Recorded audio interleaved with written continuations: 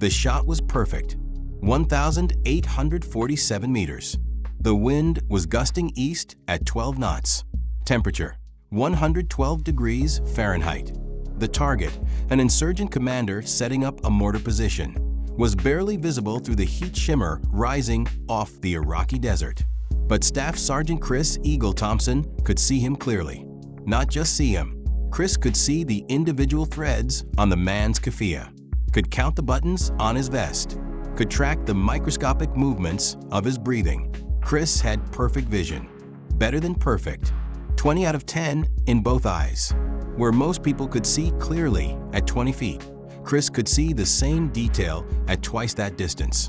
It was a gift, a genetic lottery win, and combined with 5 years of intensive sniper training, it made him the best long-distance marksman in the entire Marine Corps. 73 confirmed kills, 0 missed shots in combat. They called him Eagle because he could see what others couldn't. The insurgent bent down to adjust the mortar. Chris exhaled slowly, finger on the trigger, waiting for the moment between heartbeats when his body was perfectly still. The world narrowed to a tunnel. Nothing existed except the target, the crosshairs, and the mathematics of ballistics. Wind, distance, gravity, temperature, all calculated in the space of a breath. He fired. The round left the barrel at 2,750 feet per second. It took 2.3 seconds to travel the distance. Chris watched through a scope as the bullet covered nearly 2,000 meters of desert air, watched it arc slightly from the wind, watched it drop as gravity pulled, watched it arrive exactly where he calculated. The insurgent commander dropped. The mortar position went silent. The Marine patrol 300 meters away from the insurgent, a patrol that had no idea they were about to be shelled, continued their route safely. "Confirmed kill," Chris's spotter, Corporal Jake Martinez, whispered. "Man, that was beautiful. 1847 meters. That's your longest yet." Chris allowed himself a small smile. 1847, a new personal record. He'd been chasing 2,000 meters for months. The magic number, the impossible distance. Only a handful of snipers in history had made confirmed kills at 2,000 meters or beyond. Chris was convinced he could be one of them. With his vision, with his skill, 2,000 meters wasn't impossible. It was just a matter of time and the right opportunity. "Let's pack up," Chris said, already breaking down his rifle. "Patrol's moving. We need to reposition." That was November 14th, 2007. The day Chris Thompson was the best sniper in Iraq. The best sniper he'd ever be with 2 working eyes. The IED detonated at 1,420 hours the next day. Chris and Jake were moving between positions, following the same Marine patrol, providing overwatch. The route had been cleared that morning, swept for explosives, declared safe. But insurgents were adapting, learning. They'd started placing secondary IEDs, bombs hidden along routes that had already been cleared, planted after the sweep teams had passed. The Humvee in front of Chris's vehicle triggered it. 200 pounds of homemade explosives buried in the roadside. The blast was massive. The Humvee disintegrated. Shrapnel tore through the air like a swarm of metal hornets. Chris's vehicle, 15 meters behind, caught the edge of the blast wave. He remembered the flash of light, brighter than the sun, brighter than anything he'd ever seen. Then pain, searing, unbelievable pain in his face, in his eyes. He was screaming but couldn't hear it, couldn't hear anything. The world was silent and bright and pain. Then darkness. He woke up 3 days later in a hospital in Germany, tried to open his eyes, couldn't. There were bandages, thick gauze covering his entire face. He could feel them, could feel the pressure, but couldn't see anything. Panic flooded in. He tried to sit up, tried to reach for the bandages. Hands grabbed him, held him down, voices saying something he couldn't quite process through the morphine and the terror. "Sergeant Thompson, you need to stay calm. Don't touch the bandages. You've been injured. You're safe now. You're in Landstuhl Regional Medical Center. You're safe."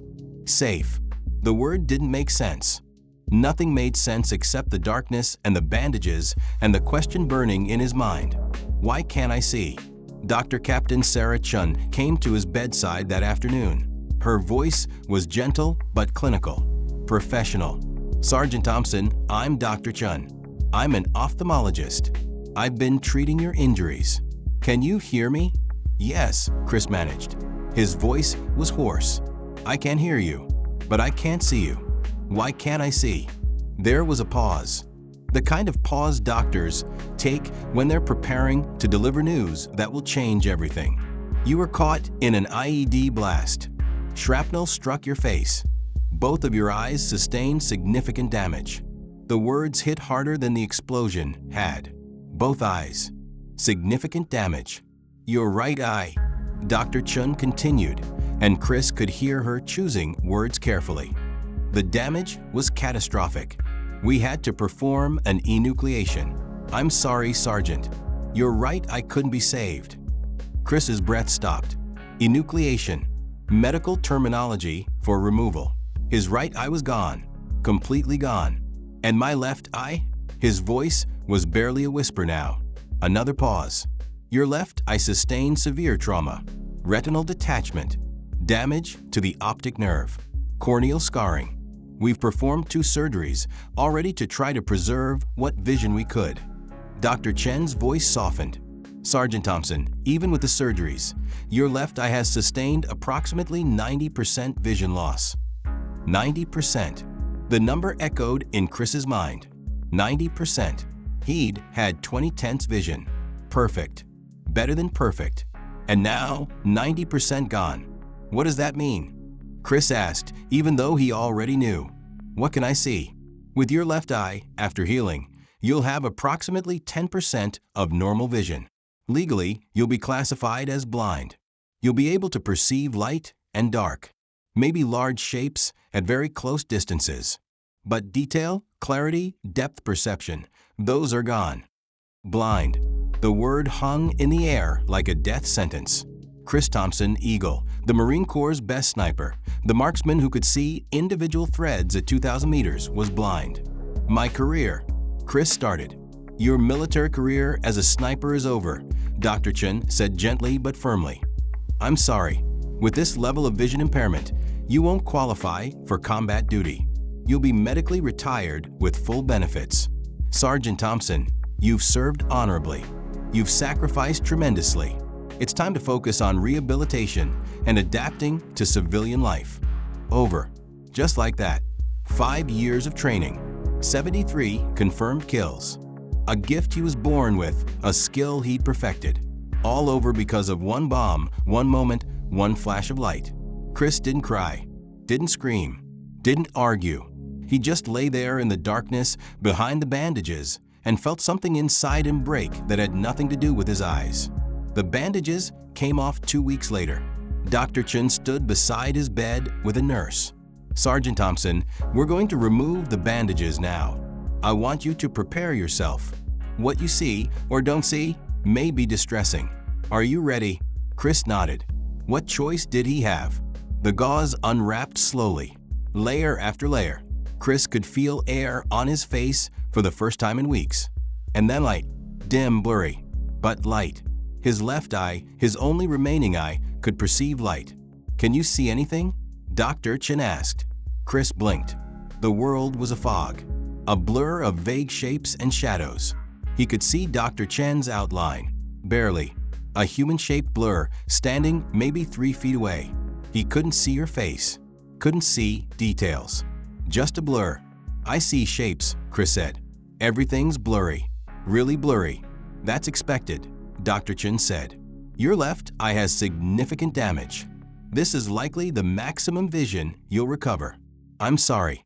Chris looked down at his hands, held them a foot from his face. He could see them, sort of. Blurry, flesh-colored shapes. He couldn't count his fingers, couldn't see the lines on his palms. Just blurs. This was 10% vision.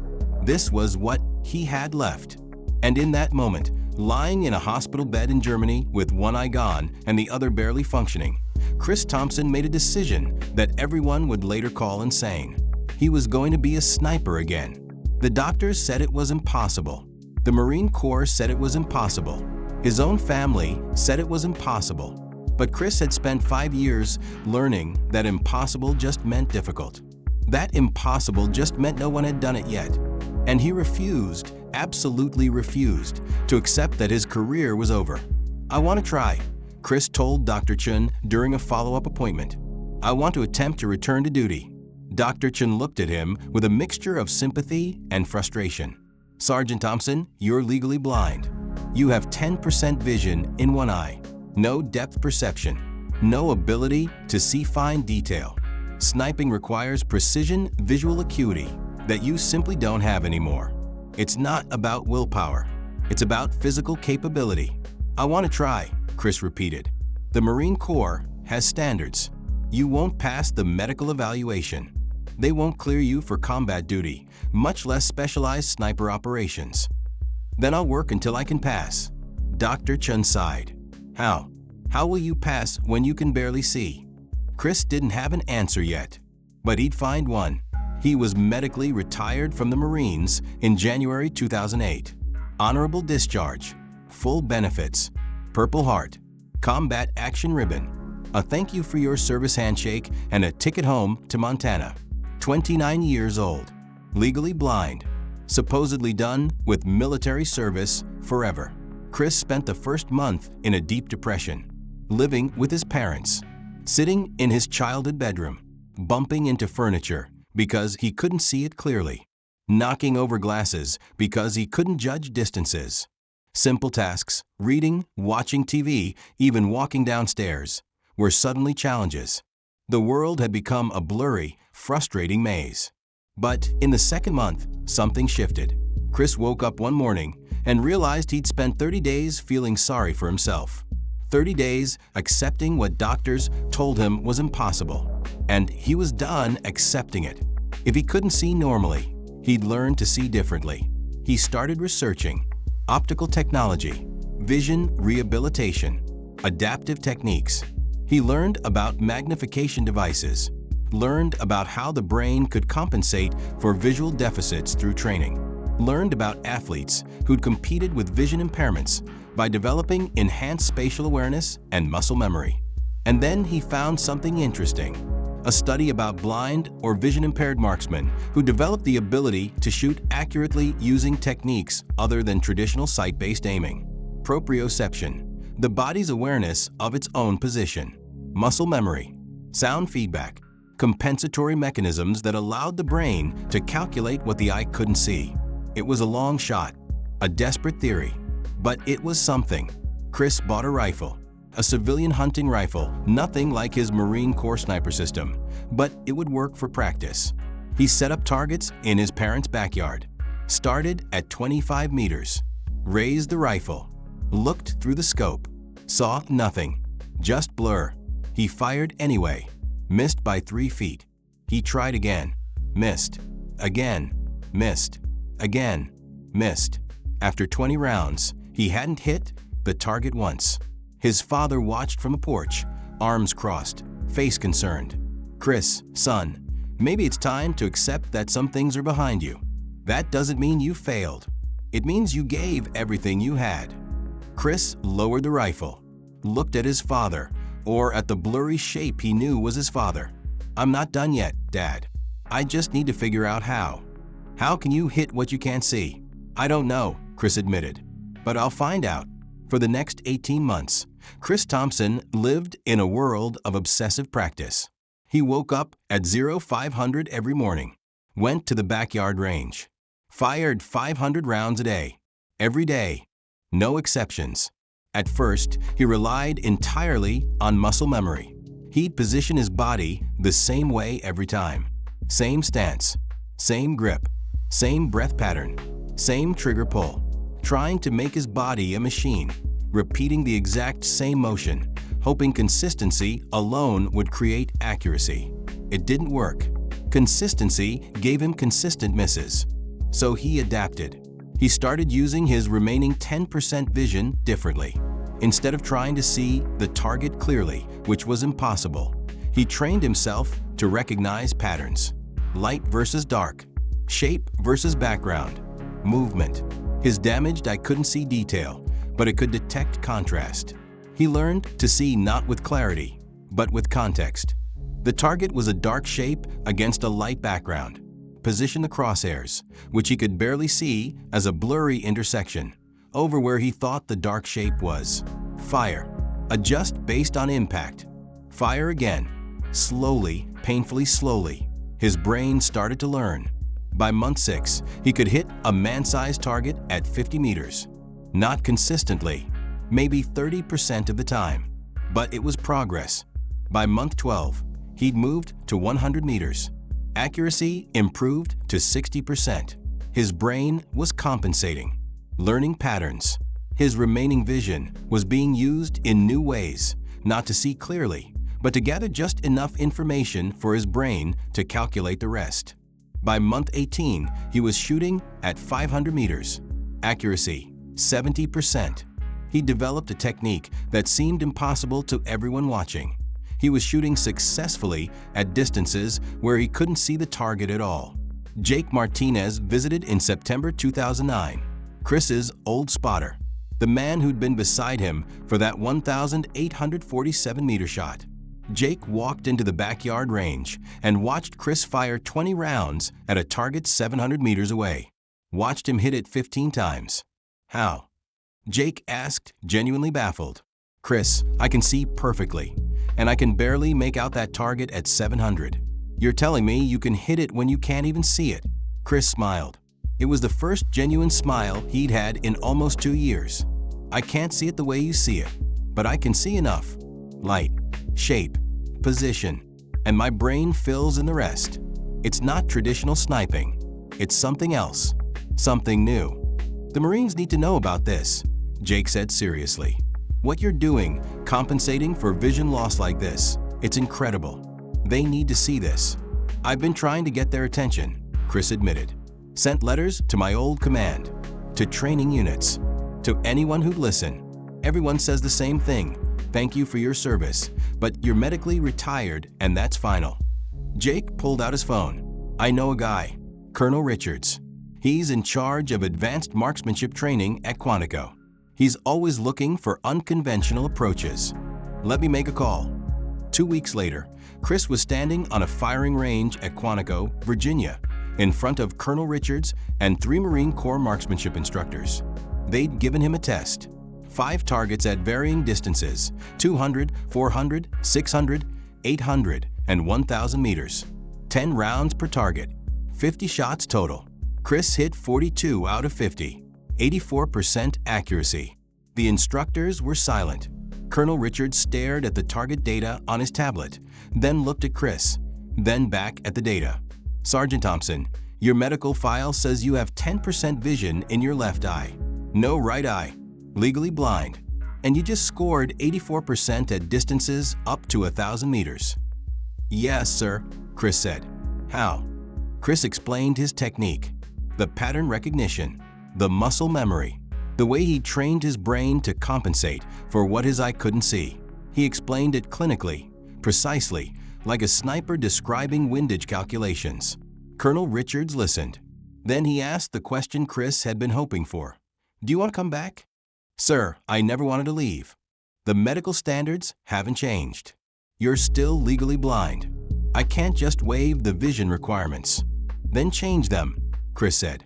Sir, with respect, the vision requirements were written assuming traditional sight-based shooting. I'm proving there's another way, a way that works even with severe vision impairment. If I can pass the marksmanship qualifications, if I can perform at an operational level, why should vision standards matter? Colonel Richards thought about it, looked at the instructors, looked at Chris. You'd be the first legally blind sniper in Marine Corps history. There's no precedent, no protocol. You'd be experimental. I understand, sir. And if this doesn't work, if you get deployed and your technique fails in combat, people could die. I understand that too, sir. But people die when we don't have enough qualified snipers. If I can do the job, I should be allowed to do it. 3 months later, after extensive testing, evaluation, and a mountain of paperwork that required approval from the Commandant of the Marine Corps himself, Chris Thompson was reinstated to active duty. Not as a regular Marine, as a special accommodation operator, a designation created specifically for him. He'd be deployed. He'd be operational, but under strict conditions. He'd have to requalify every 6 months. His performance would be closely monitored, and at the first sign that his vision impairment compromised mission effectiveness, he'd be pulled. Chris didn't care about the conditions. He was back. In February 2010, Staff Sergeant Chris "Eagle" Thompson deployed to Afghanistan with 2nd Battalion, 7th Marines. His new spotter was Corporal Danny Rodriguez, a 22-year-old from Texas who'd been briefed about Chris's situation but hadn't fully believed it until seeing Chris shoot. "Sarge, no offense," Danny said on their first day in country, "but how do you even use the scope? I thought you couldn't see through it." "I can't," Chris admitted. "Not the way you do. I see blur, but I can see enough to know where to aim, and my brain does the rest." That's insane. That's adaptation. The platoon was skeptical. Word had spread that the new sniper was legally blind. The jokes were inevitable. "Hey, make sure you point Eagle at the enemy, not at us. Maybe we should paint the Taliban bright orange so he can see them. Think he can find Afghanistan on a map?" Chris ignored it. He dealt with worse, and he knew the jokes would stop the moment he proved himself in combat. That moment came 3 weeks into deployment. The patrol was moving through a valley in Helmand province when they came under fire. Ambush. Taliban fighters positioned on ridges on both sides, maybe 30 total, raining down AK-47 fire on the Marines below. The patrol took cover, returned fire, but they were pinned, outgunned. The Taliban had the high ground and were using it. "Eagle Rodriguez, we need those shooters suppressed now." The platoon commander's voice crackled over the radio. "North Ridge, 11 o'clock, approximately 800 meters. Chris and Danny were in a covered position 200 meters behind the main patrol. Chris pulled out his rifle, looked through the scope toward the North Ridge, saw shapes, blurry movement against rock. Maybe 5 fighters, maybe 10. He couldn't tell. "Danny, I need you to talk me in," Chris said calmly. "What do you see?" Danny looked through his spotting scope. 7 fighters. North Ridge. 820 meters. 3 firing, 4 reloading. Wind east at 8 knots. Target priority. The guy in the white head wrap, he's got an RPG. Chris couldn't see a white head wrap. Couldn't see individual fighters. But he could see the ridge. Could see the general area where Danny was spotting. He positioned his rifle, made adjustments for wind and distance, aimed at where his brain calculated the targets should be based on Danny's description and his own blurry perception of movement. He fired. Hit. Danny called. "RPG guy is down. Shift left, 2 o'clock from last position. Another fighter with PKM machine gun." Chris shifted. Fired. Hit. "He's down." For the next 10 minutes, Chris worked methodically. Danny called targets. Chris engaged them. One by one, the Taliban fighters on the ridge went silent. 7 targets, 7 rounds, 7 hits. The platoon broke from cover and advanced. The ambush was broken. When they reached the ridge and confirmed the kills, the Marines were stunned. 7 headshots from 800 meters in combat conditions by a sniper who was legally blind. The jokes stopped that day. Over the next 6 months, Chris proved himself again and again. 34 confirmed kills. Engagements ranging from 300 to 1,200 meters.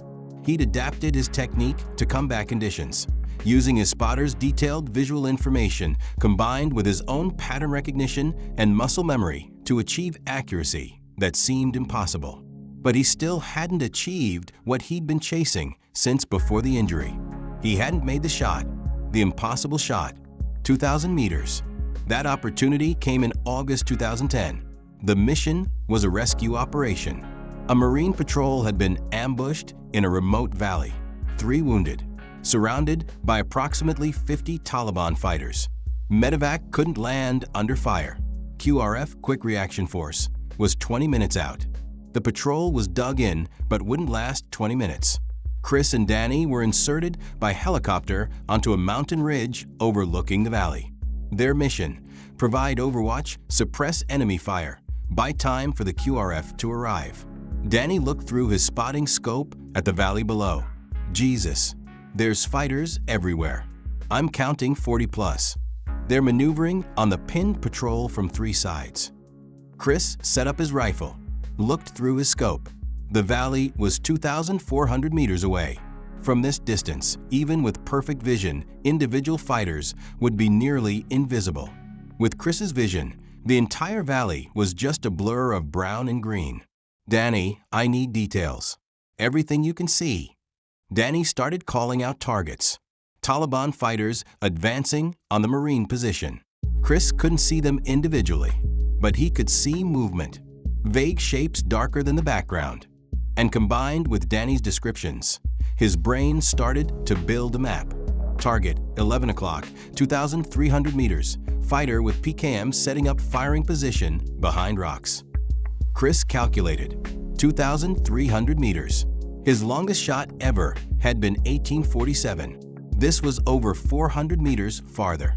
At this distance, bullet drop alone was over 60 feet. Wind drift could be 10 feet or more.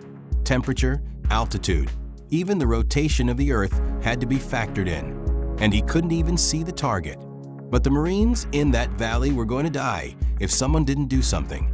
Chris made his calculations, adjusted his scope, aimed at where his brain told him the target should be based on Danny's description, based on the blurry darker shape he thought he could perceive, based on 5 years of training and 2 years of learning to see without seeing. He fired. The round took 3.4 seconds to travel the distance.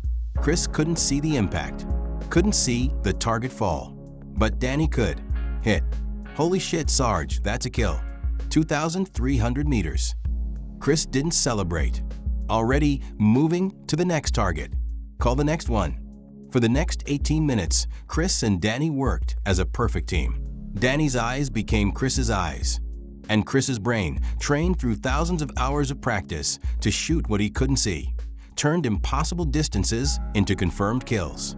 By the time the QRF arrived, 14 Taliban fighters were dead. The Marine patrol was saved. And Chris Thompson had just set a record that would be talked about for years. Multiple confirmed kills at distances exceeding 2,000 meters, achieved by a sniper with 10% vision in one eye. The Marine patrol commander, a lieutenant named Morrison, approached Chris after the extraction. Sergeant Thompson, I was briefed about your situation, your vision. I'll be honest, I thought it was a liability. I thought command was making a mistake allowing you back in combat. He paused. I was wrong. You just saved 3 of my Marines. Thank you. Chris nodded. Just doing my job, sir. That wasn't just a job. That was impossible. Chris smiled. The same smile he'd given Jake Martinez 2 years earlier. Impossible just means difficult, sir. And difficult just means no one's done it yet. The story spread.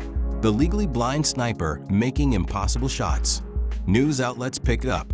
Marine sniper returns to duty despite 90% vision loss. One-eyed warrior makes record shot.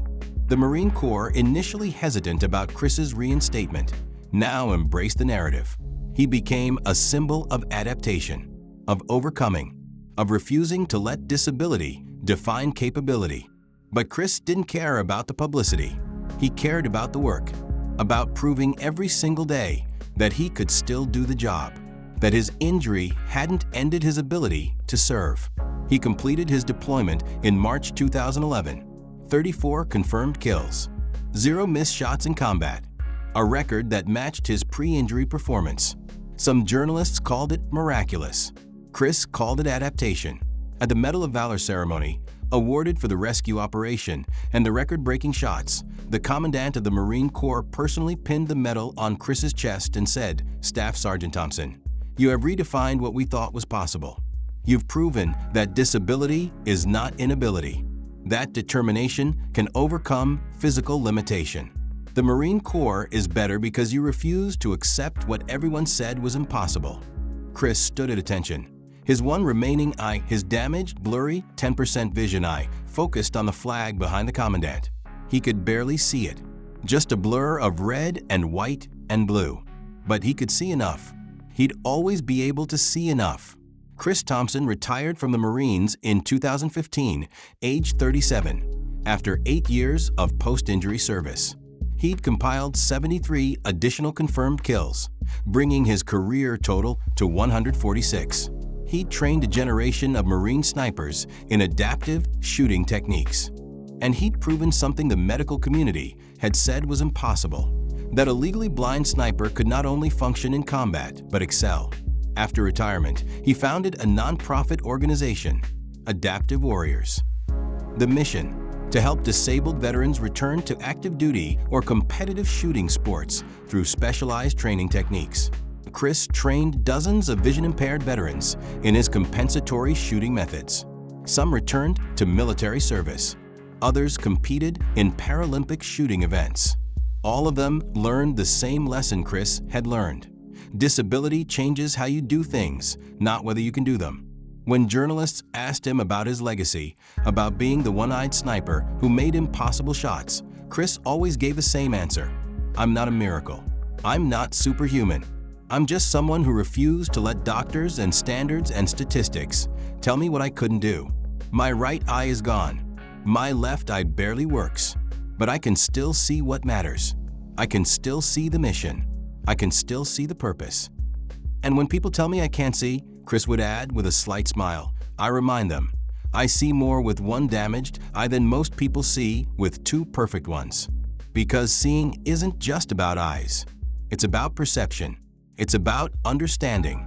It's about refusing to let physical limitation define mental capability. In 2019, Chris was inducted into the Scout Sniper Hall of Fame. The ceremony was held at Quantico, the same place where he'd proven 8 years earlier that a legally blind man could shoot. He stood on the stage looking out at the audience, or at the blurry crowd of shapes that his damaged eye perceived as an audience, and gave a speech that would be quoted in military training academies for years to come. "They told me my career was over," Chris said. "Doctors told me. The Marine Corps told me. Statistics told me. And for a while, I believed them. I sat in my childhood bedroom, legally blind, knocking over glasses and bumping into furniture and feeling sorry for myself. And then I realized something: they were right. My career, as I knew it, was over. I'd never have perfect vision again. I'd never see the world the way I used to. But that didn't mean I was done. It meant I had to evolve, had to adapt, had to learn to see in new ways." He paused, letting the words settle. "I'm standing here today not because I overcame my disability. I'm standing here because I accepted it. Because I stopped trying to be the sniper I was and started becoming the sniper I could be. With one eye, with blurry vision, with compensation and adaptation, and 18 months of failing 500 times a day until I figured out how to succeed." To every veteran, every service member, every person who's been told they can't do something because of injury or disability or physical limitation, they're wrong. You can. Not the same way you did before. Not the way able-bodied people do. But you can. And sometimes when you're forced to find a new way, you discover you're capable of things you never imagined. The crowd stood and applauded. Chris couldn't see them clearly. Couldn't make out individual faces. Just a blur of standing shapes and movement. But he could see enough. He'd always been able to see enough. Because in the end, Chris Eagle Thompson had learned the most important lesson a warrior can learn. True vision isn't about what your eyes can see. It's about what your mind refuses to accept as impossible. The end.